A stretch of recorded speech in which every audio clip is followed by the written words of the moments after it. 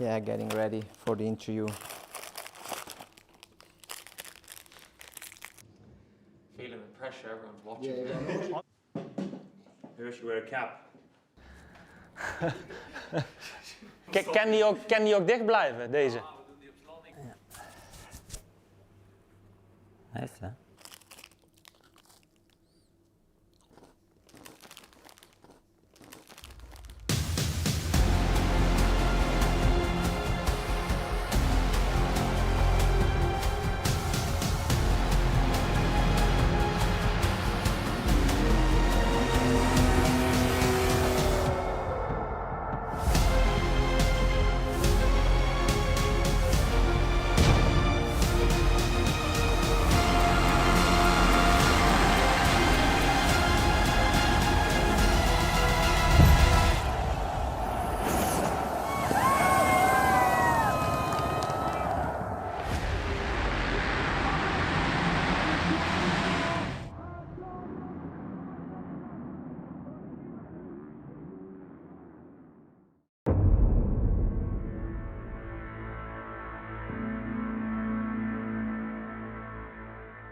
When people think of fast-paced motorsports that have money thrown at them, people naturally think of Formula One, MotoGP, but actually nestled in that same category, and maybe the most intense of them all, is MXGP. It's undoubtedly the most physically demanding sport in the world, and also these are riders that are racing on back-to-back weekends in different countries and different continents. MXGP is one of the most exciting series in the world currently for motorsport. Anything can happen, any time of day. These guys are putting in the work. It's a full-time job. If you haven't done the work, if you haven't done the preparation, if you haven't sacrificed everything else to be ready for that war on Sunday afternoon, it will show up and you will regret it.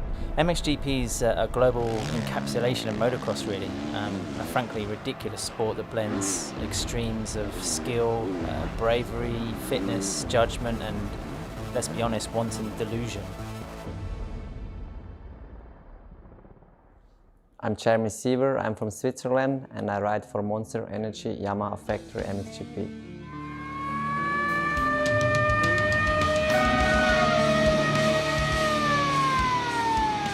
He's a guy, especially in the last 2 to 3 years, that's really doubled down on getting the job done and being dedicated and focused to battling the most competitive athletes in the class. And finally, Jeremy Siever rounds out the final turn. He wins for the first time in MXGP. Yeah, I'm on the podium and I'm quite frustrated, but I have to be happy. I won my first race, made a good gap, and I'm on a good position right now. Jeremy is a rider who has obviously never missed a Grand Prix in his professional career. That total sits at 128 heading into 2021. But also when he started that career, way back in 2014, he was attending school on a full-time basis at the time. You know, I had no idea where does my career bring me, because I was still, you know, the little guy coming from Switzerland, not much motorsport around. I was doing good, not super wow, but I was good, you know, so I never knew do I manage it complete to the top or not, so it was always important for me to do school. Star Energy Suzuki Europe, Jeremy Siever will take his first race win of the year. Could make many passes in the first 2-3 laps, and then yeah, I won the race and I'm so happy about that. Not only was he trying to break into the scene and prove himself to these team owners, he was also trying to achieve grades and deliver on that front as well. Yeah, it was one of the toughest time of my life, because I had 2 times 100%, and yeah, I was ill a lot and these kind of things, because my body was just empty, you know, most of the times. But afterwards, I think I'm glad I did it, and yeah, it worked out in both ways actually in the end, so that's perfect. The fact that he's started every Grand Prix of his career and hasn't missed a round to date is a phenomenal commodity. I think it's something worthwhile that manufacturers maybe don't rate as much as the potency to win events or that kind of outright speed that we see in Jeremy Siever's rivals, but his championship finishes, you know, bear testament to his consistency. His effort level is really what seems to make the difference for me. I don't believe that there's anyone in this class that is trying harder to go faster than Jeremy Siever. And you can see the mistakes being made. You can see many times that he's riding over his head a bit. He's a little bit out of control. but I think he's come to the conclusion that that's what it takes to ride with the likes of Geiser and Hurlings and Cairoli, then he's willing to do it. And I believe if he can stay healthy, if he can continue to improve and find this pace becoming more comfortable, that's going to be a very dangerous situation for the rest of the field. We can see, we can feel that he is growing, he is stronger himself, he is stronger mentally. Every year he is more confident and also believe that he can be in the front, he can also win GPs, and sure, everything will help him for this year and maybe year after to be world champion.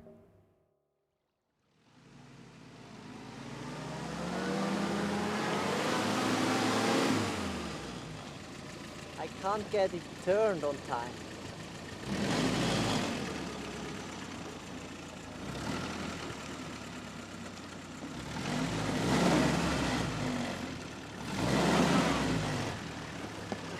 Cool. Got the gun with me, you know, just in case of emergency. I mean, yeah, it's not loaded, so don't worry. All legal, all legal. Yeah, super cool. I got to show you the horn actually. This is the cool thing. Here we go.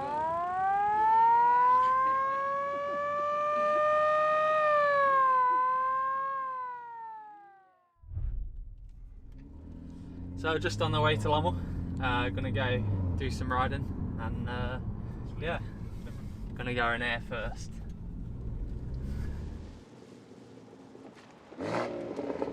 Turn traction off.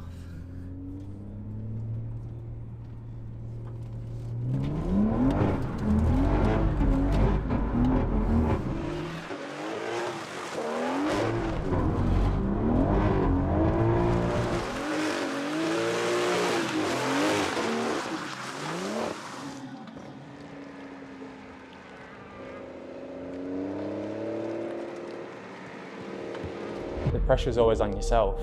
You know what you need to do, and if you want to continue on this path and have the support that you have now, yeah, you always have to give everything, and it doesn't matter if you're on a private team or if you're on the best factory team in the paddock. You have to give everything and do what you can, otherwise, yeah, it's going to be the last year. I think for the Yamaha team, if they truly want to be competitive and have a chance to win this MXGP crown, they have to take it seriously. We saw how potent Jeremy Seewer was last year and the steps forward he's taken. But if you look at the return of Jeffrey Hurlings, you look at the competitiveness of Romain Febvre, and Antonio Cairoli surely wants to get that 10th crown. You have the returning champion of Tim Geiser. There are so many riders that are in their way. It's still going to be a challenge. Red Bull KTM are a dominant force in MXGP. That's fact. HRC have now risen to that level following the multiple titles that Tim Geiser has acquired, and it would seem that Yamaha are the next in line to do that, thanks to a team owner who simply won't stop. It really seems as though Louis Vosters won't let anything get in the way of him achieving his dream. Whether the team needs more manpower, more resources, or even just money thrown at the operation. It just seems as though nothing's going to stop him or stand in the way of his dream. Yeah, sure. Without Louis, I will be not here, and yeah, Louis give everything for the rider, for the team, for me. The fact that he decided to create his own team was a very powerful and forceful movement, and the resources and the quality and everything he's put into the setup is something I think that's made the Monster Energy Yamaha MXGP team one of the most envious in the paddock.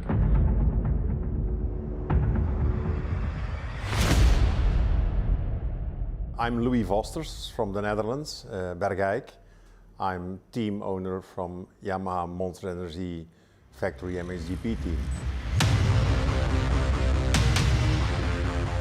One of the things that I think sets him apart from everybody else is the fact that he is now focused 100% on that motocross team and becoming a world champion.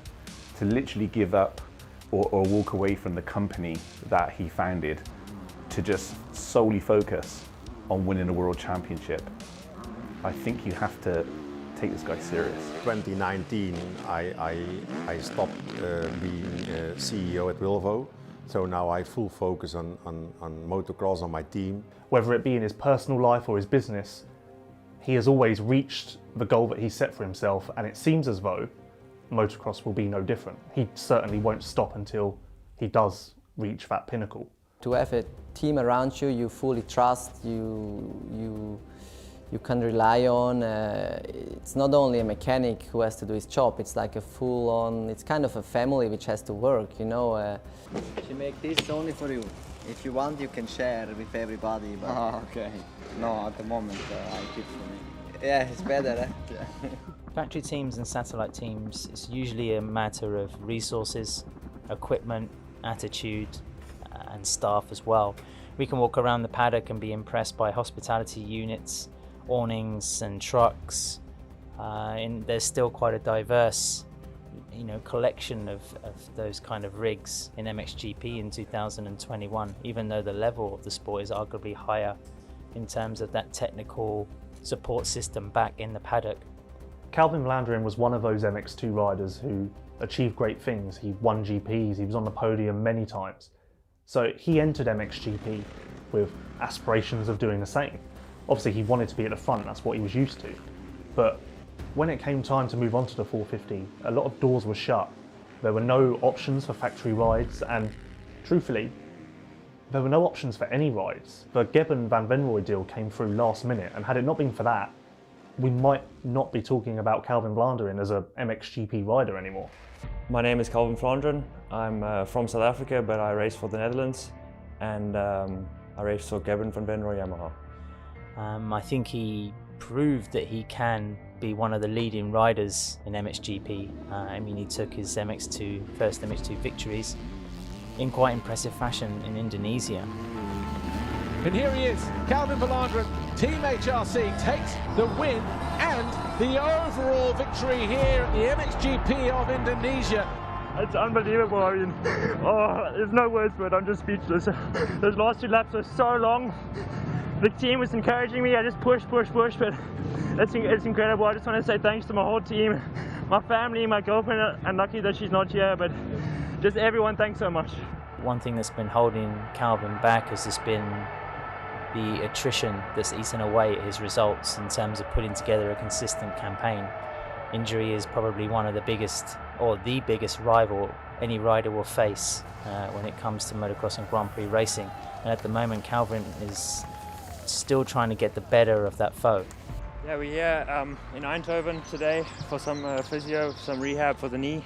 It's not really rehab anymore. I'm pretty much past that phase, but it's just building the muscles up and getting it strong to be back on the bike. That's necessary at the moment. So coming back from an injury is incredibly difficult because not only are you chasing riders that have been training and testing during your downtime, you're also trying to just get your body back to full strength on the level that it was pre-injury.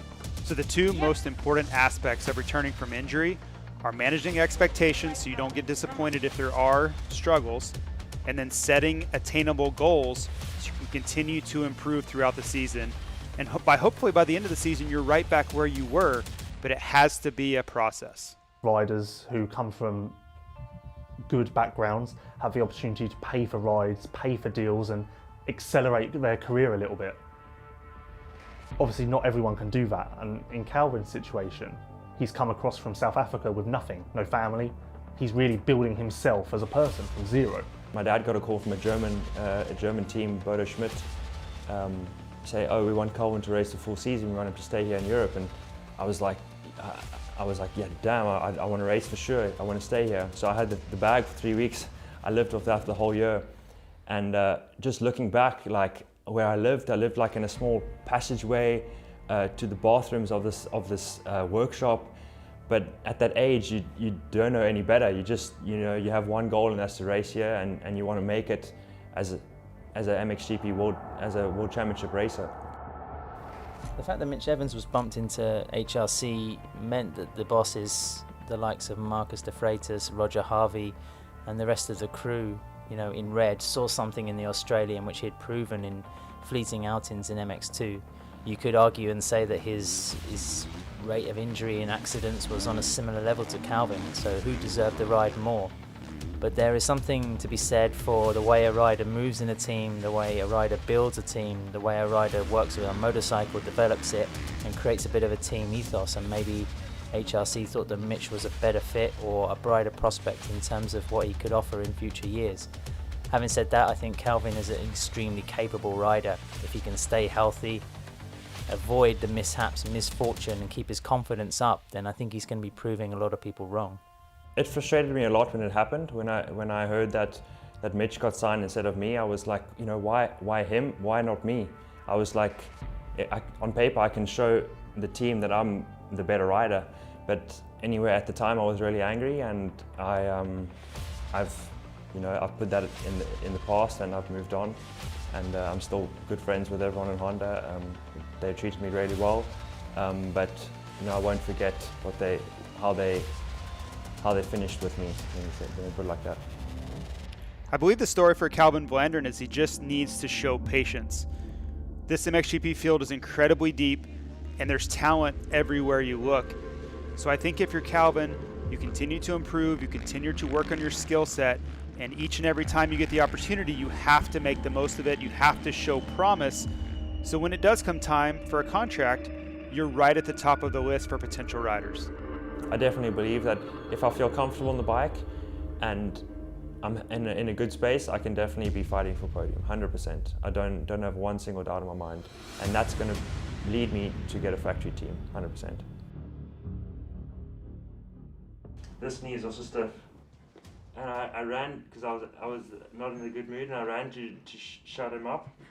And I put it like a stopper behind the door, you know, so the door doesn't slam. Yeah. And I forgot about that. So I ran to the door, and the door just stopped as soon as I went out, and hit my face and hit my knee like on the corner. You know how that's called. I went lying on the floor because of pain. And then like 2 seconds later, I just started laughing because that was so stupid. You know how that's called. What was it called? Karma. For what? Yeah, you said you were annoyed. Yeah. And then after that, I was even more mad at the dog. On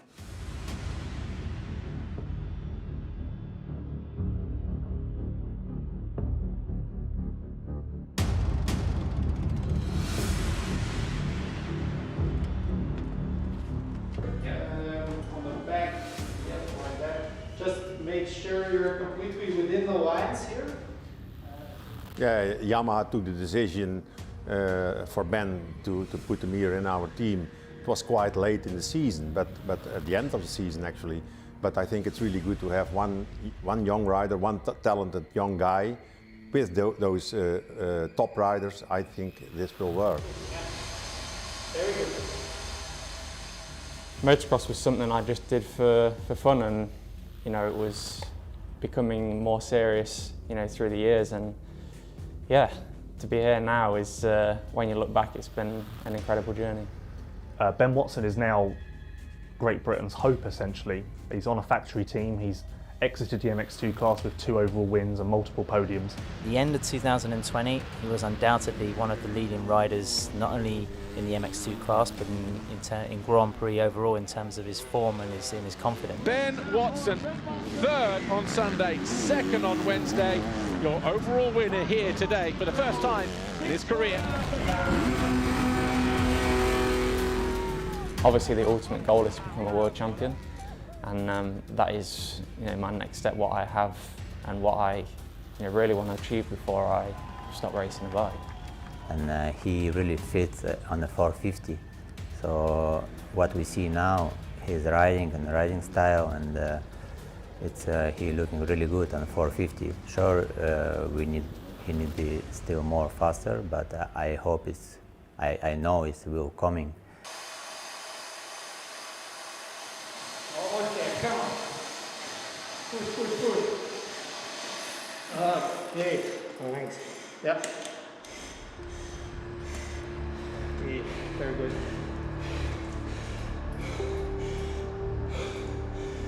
Good results as well. Yes, Herlings is fast, Prado is fast, Cairoli is fast, Geyser is fast. It are really top guys, but here for our riders, everything is here in place. So I think we can go for it. And everything I did in my life, I try to do for 100%. So also this chapter in my life, I want to win and to win a title. Like you say, yeah, I can beat anybody now. It's just a matter of consistency and bring it through 20 GPs. The MXGP class in 2021 is so stacked with many potential winners. Louis Vosters is obviously hoping to get to the front of the pack with his 3 riders. He's got the returning Jeremy Seewer, young promising rookie Ben Watson, and then new signing 5-time GP winner Glenn Koldenoff. Koldenoff has really put himself on the map in recent years with many GP wins, many podiums, Motocross of Nations success. He's really established himself as a potential title winner in the future. He just needed that extra little edge, and that's why he's joined forces with Monster Energy Yamaha Factory MXGP and Louis Vosters. My name is Glenn Koldenoff. I'm riding for Monster Energy Yamaha Factory MXGP.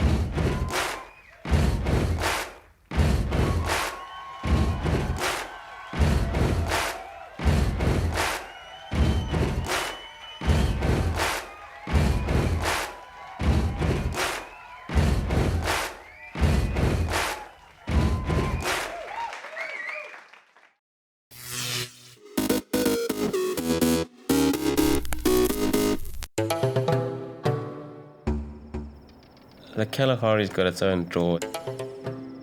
It's vast and it's forever. You've just got to get into those sand dunes on your own, and there you're going to find a lot of solitude. It can seem like a place of massive emptiness, but you suddenly find 5, 6 different animal tracks right there.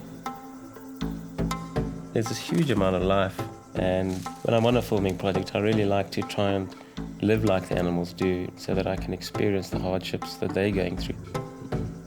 I want to see wildlife in a totally different context, and that's really, I suppose, what draws me to the Kalahari. It's the vastness and the openness. I really enjoy being able to see these massive distances. Those are great images and things that stick with you.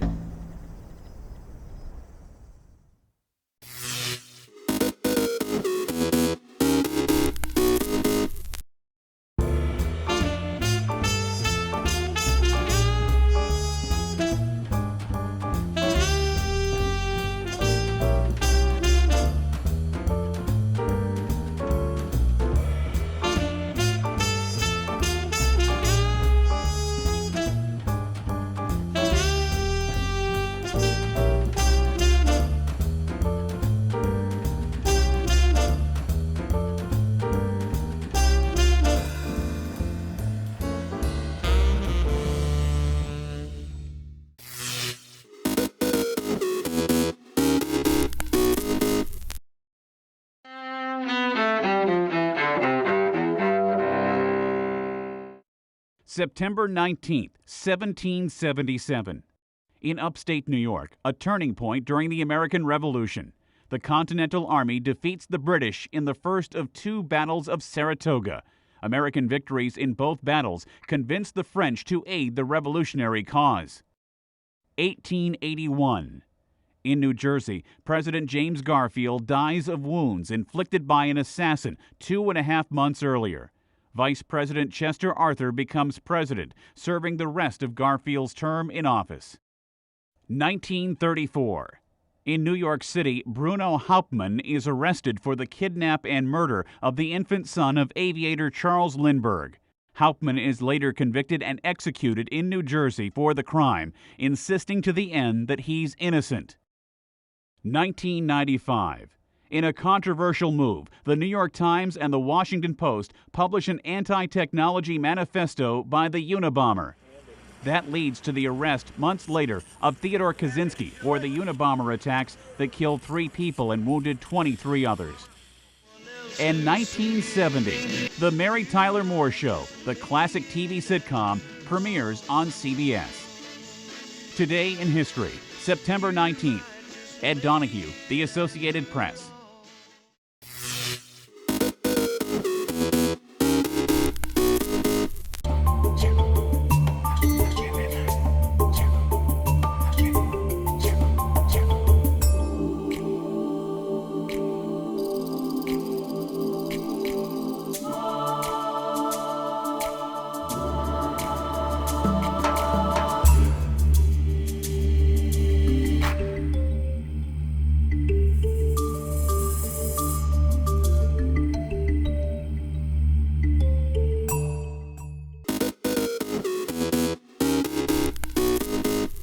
Welcome back in our studio, and in today's news,